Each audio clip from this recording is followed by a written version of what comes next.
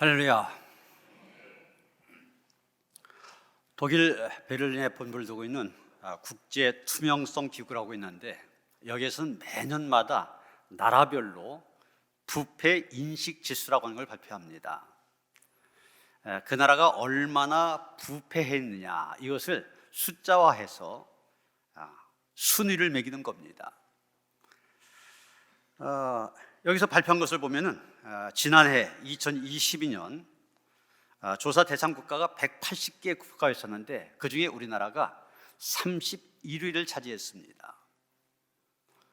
또 OECD 가입 국가가 38개 나라인데 22위를 차지했습니다. 이런 OECD 국가 그러면 그래도 국력이 비슷한 나라들, 그래도 잘 산 나라들인데 선진국이라고 얘기하는데, 그 중에 38개 나라 중에서 22위다. 절반 안에도 들지 못했다는 얘기죠. 또 180개 국가 중에 31위, 굉장히 앞선 것 같은데, 여러분 우리나라가 국력으로 보면 세계 10위권입니다. 그것과 비교하면 거기에 어울리지 않는 그런 수치입니다.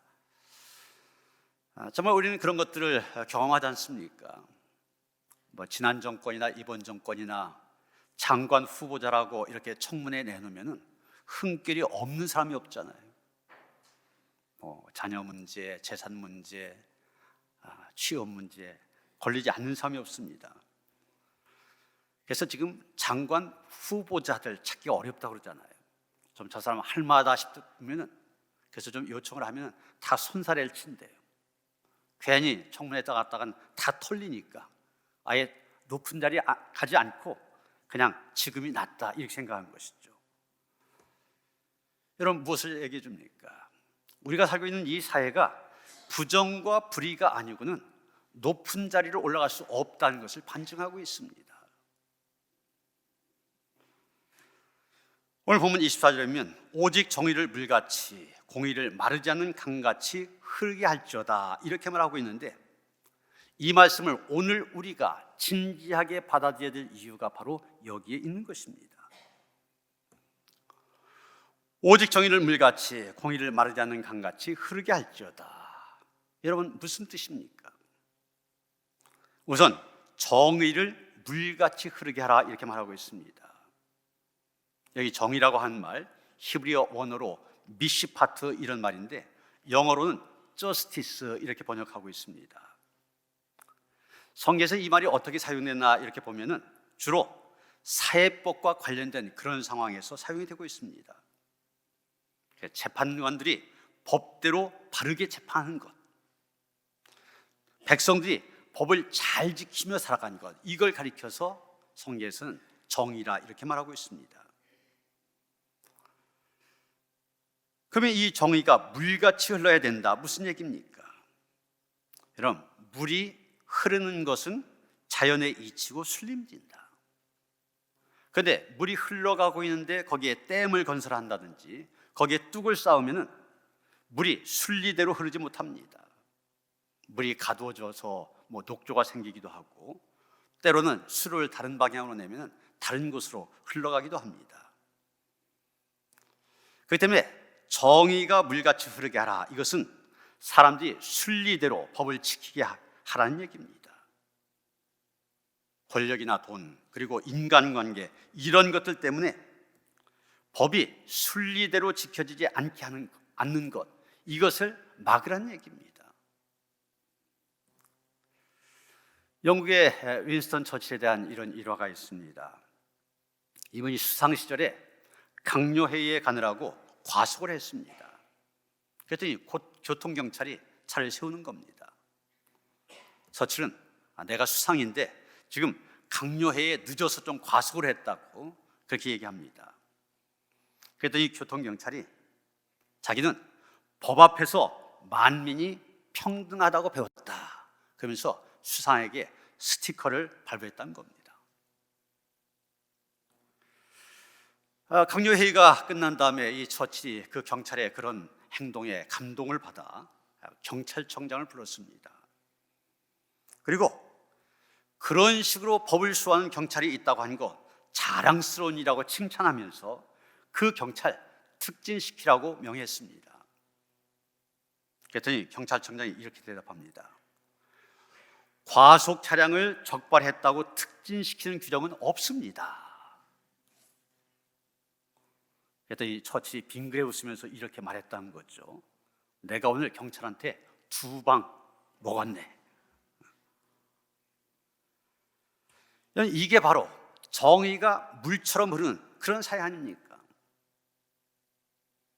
그런데 유전무죄 이런 말이 있는 것처럼 돈이 많고 적으냐에 따라서 법의 잣대가 달라집니다.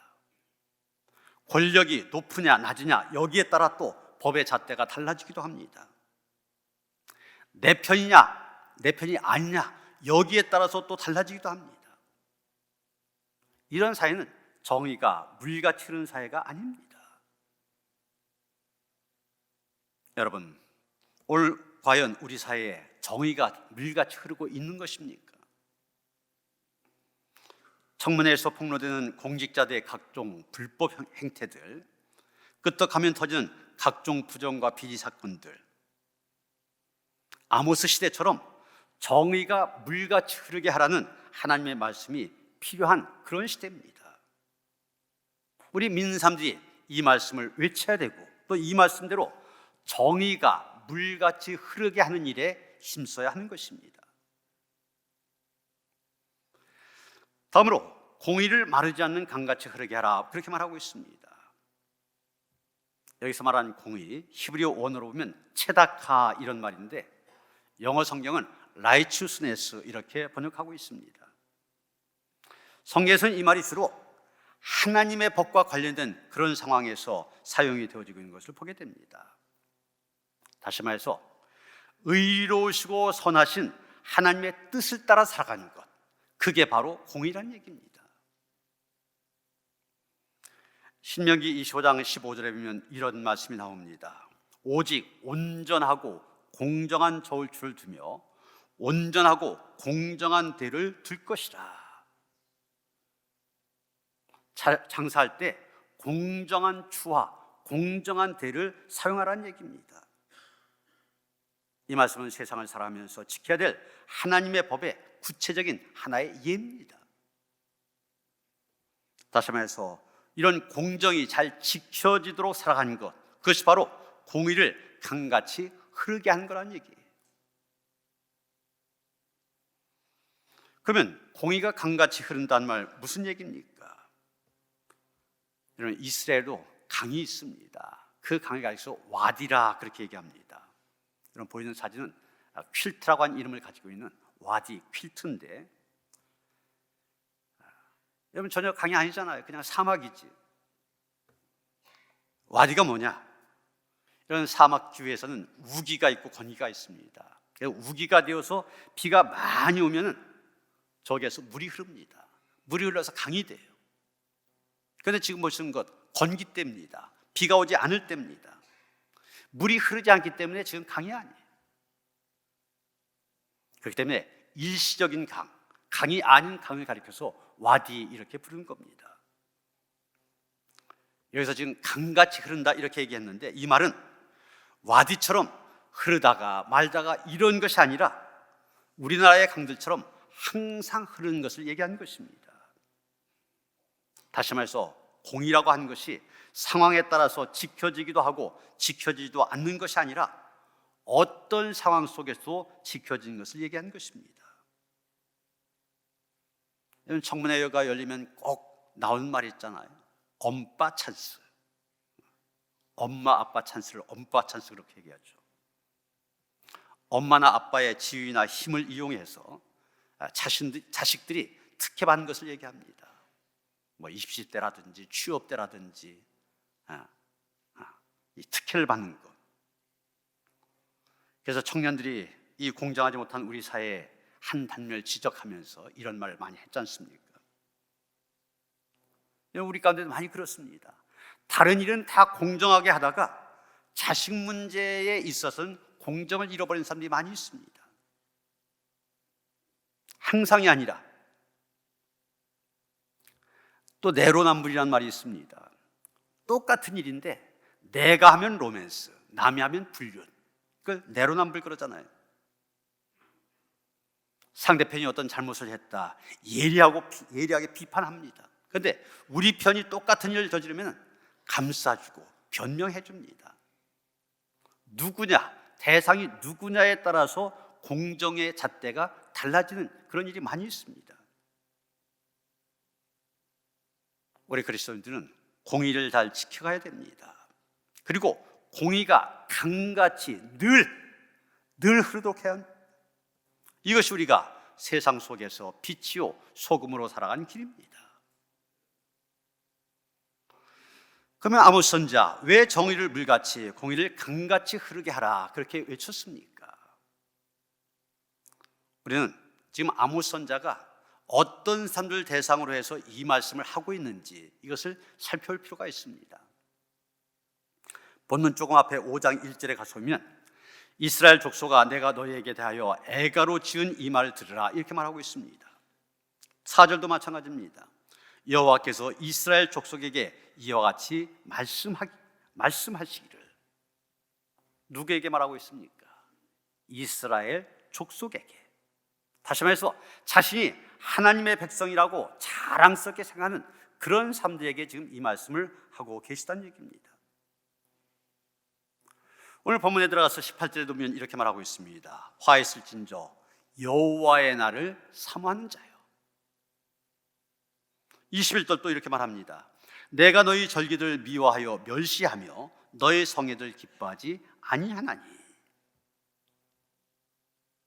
지금 이스라엘 백성들 어떤 사람들입니까? 하나님의 심판의 날을 삼하며 기다리는 사람들입니다. 믿음이 좋은 사람들이에요.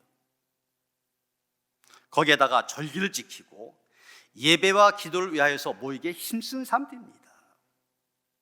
나름대로 나는 지금 신앙생활 열심히 하고 있다 그렇게 생각하는 사람들입니다. 바로 그런 사람들에게 정의를 물같이 공의를 강같이 흐르게 하라 그렇게 말하고 있습니다. 아모스 선지자가 왜 그들에게 그렇게 말하는 것입니까? 대답은 아주 간단합니다. 스스로를 하나님의 백성이라고 자랑스럽게 여기며 자기들은 누구보다도 하나님을 잘 섬기며 예배하는 일에 헌신하고 있다고 자부하고 있는 사람들, 그 사람들이 정의를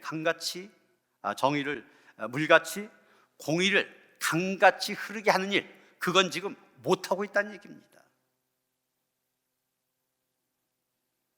하나님에서 자신은 신앙생활 잘한다고 자부하는 사람들이 법을 지키지 아니하고 공정한 삶을 살고 있지 않다는 것입니다.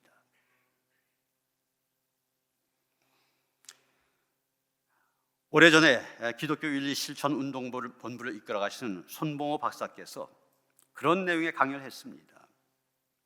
한국 사회가 정직하지 못한 것은 전적으로 기독교인들의 책임이다 그런 얘기를 했어요. 그 얘기를 하기 위해서 이분이 그 전년도 통계를 인용했습니다. 한국과 일본 범법 정도를 비교한 그런 자료를 제시한 겁니다. 한국 사람과 일본 사람이 얼마나 법을 어기느냐, 그걸 비교했는데 2000년 한 해 동안 우리나라에서 위증으로 기소된 사람, 거짓말로 이렇게 증거해서 기소된 사람이 1198명.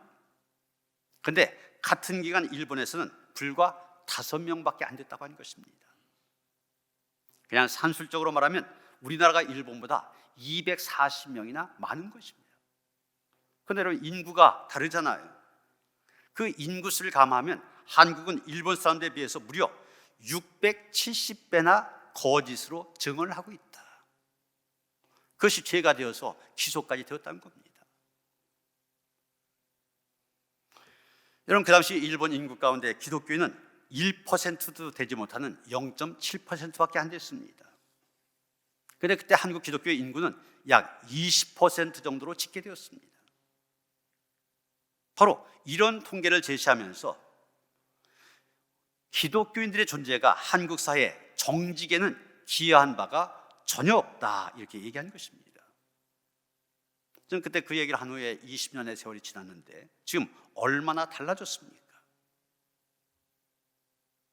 여러분 이것이 바로 아모스 선자가 정의를 물같이 공의를 강같이 흐르게 하라 질타한 바로 그 상황입니다.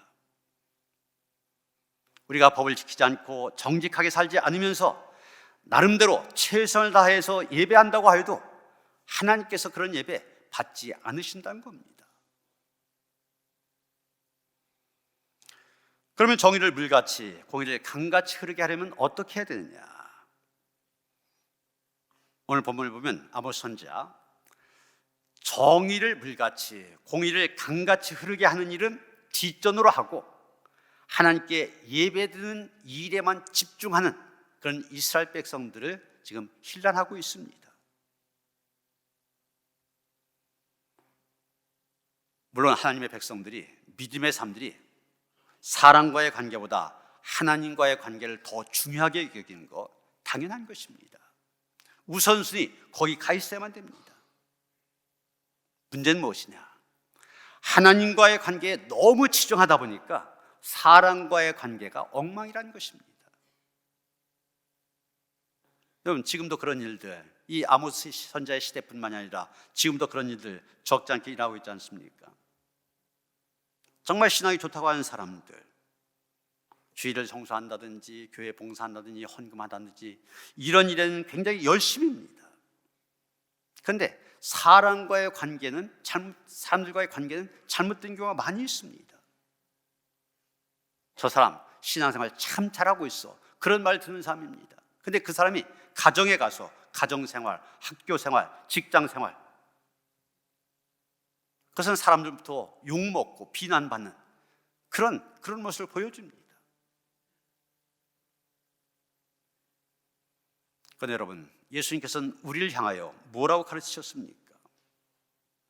마태복음 22장 37절 이하를 보면 내 마음을 다하고 목숨을 다하고 뜻을 다하여 주 너의 하나님을 사랑하라 하셨으니 이것이 크고 첫째 된 계명이요 둘째도 그와 같으니 내 이웃을 내 자신과 같이 사랑하라 하셨으니 이 두 계명이 온 율법과 선자의 강령이니라 이렇게 말씀하셨습니다. 우리가 지켜야 될 것 두 가지라는 겁니다. 하나는 하나님 사랑, 또 하나는 이웃 사랑이라는 얘기입니다. 여기서 중요한 것은 이 두 가지 다 지켜야 된다는 것입니다. 둘 중에 하나 선택할 수 있는 것이 아니란 얘기입니다. 하나님 사랑이라고 한 첫째 계명도 이웃 사랑이라고 한 둘째 계명도 똑같이 지켜야만 하는 것입니다. 마태복음 5장 23절 보면 예수님이 이런 말씀하셨습니다.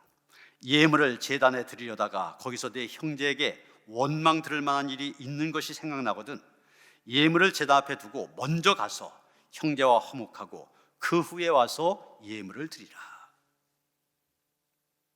이웃을 사랑하기는커녕 이웃을 힘들게 만들어 놓고 하나님을 사랑한다 그래서 예배 드리러 왔을 때 하나님 그 예배 받지 않으신다는 얘기입니다. 그러니까 그것부터 먼저 하라는 얘기. 여러분, 동전은 양면을 갖고 있습니다. 숫자 100 그리고 한글 100원 쓰여 있는 두 면이 있지 않습니까? 그런데 만일 저 동전이 한 면만 있다면 어떻게 되겠습니까? 100원짜리 동전인데 한 면만 있다면 저게 50원짜리가 됩니까? 아닙니다.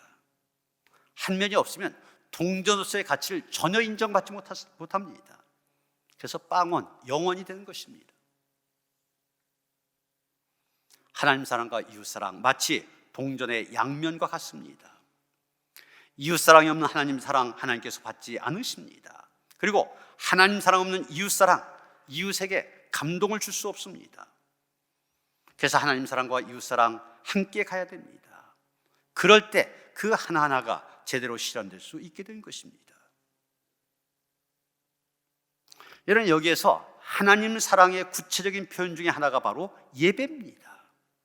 그리고 이웃 사랑의 구체적인 표현이 바로 정의와 공의를 잘 지키는 것입니다. 이 둘이 늘 함께 가야 된다는 것입니다. 우리가 하나님 앞에서 최선을 다하여 예배를 드려야 되고 또한 이웃을 향해서 정의와 공의를 잘 지켜야 한다는 것입니다. 사도 바울은 로마서 10장 1절에서 정의를 물같이 공의를 강같이 흐르게 하기 위한 구체적인 방안을 얘기하고 있습니다. 너희 몸을 하나님이 기뻐하신 거룩한 산 제사로 드리라. 이는 너희가 드릴 영적 예배니라. 옛날 구약 시대는 제물, 송아지라든지 양이라든지 제물을 죽여서 하나님께 드렸습니다. 그래서 죄인인 나는 살고 나 대신에 저 제물이 내 죄 때문에 죽었습니다. 그런데 이때 드려야 될 제물들 엄격한 규정을 따라야만 됐습니다. 그 중에 가장 중요한 내용이 레위기 22장 21절에 기록되어 있습니다. 아무 흠이 없는 온전한 것으로 할지니 그랬습니다. 제물은 그것이 송아지든 양이든 비둘기든 아무런 흠이 없어야 된다는 것입니다. 제사장들과 제사한 백성들 이 규정을 지키기 위하여 최선을 다했습니다. 그래서 처음에는 여러 제물로 쓸 것들 가운데 흠이 없는 것을 골라서 하나님께 제물로 바쳤습니다. 그러다가 아예 제물로 바칠 것을 구별해서 흠 없게 관리를 하였습니다.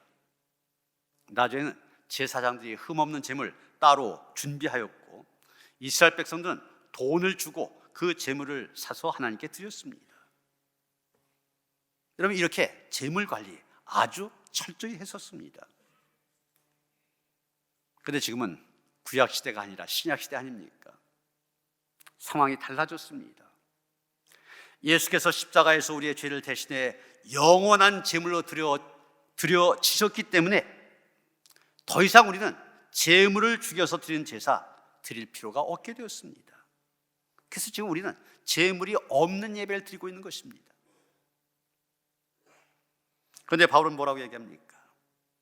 우리가 예배 드릴 때 우리 자신을 제물로 드린다, 이런 생각을 갖고 예배를 드리라고 얘기하고 있는 것입니다. 원래 제사를 지낼 때 이 제물 보면은 그 제물을 죽여서, 그것이 송아지든 양이든 제물을 죽여서 피를 뿌립니다. 그리고 각을 떠서 태워서 드립니다. 이게 제사예요. 그렇다면 나를 제물로 드린다는 말 무슨 얘기입니까? 나의 모든 것을 죽여서 하나님께 드려야 된다는 얘기입니다. 나의 뜻과 고집, 내 의지, 내 자아, 내 야망, 내 욕심 죽는 것입니다. 이게 예배입니다. 이것이 바로 하나님 앞에 드릴 우리의 영적 예배인 것입니다. 예수님이 십자가에 못 박히신 것처럼 내가 그리스도와 함께 십자가에 못 박혀 죽는 것, 그게 예배란 얘기입니다. 내 자아를 십자가에 못 박는 것이요, 내 욕심과 내 정욕, 내 의지, 날마다 십자가에 못 박았다고 확인하고 또 확인하는 것, 그것이 바로 예배란 얘기입니다. 그런데 여기에서도 중요한 것이 있습니다. 구약시대 제물 흠이 있어서는 안 됐잖아요. 마찬가지입니다. 우리도 우리 자신을 산제물로 드린다.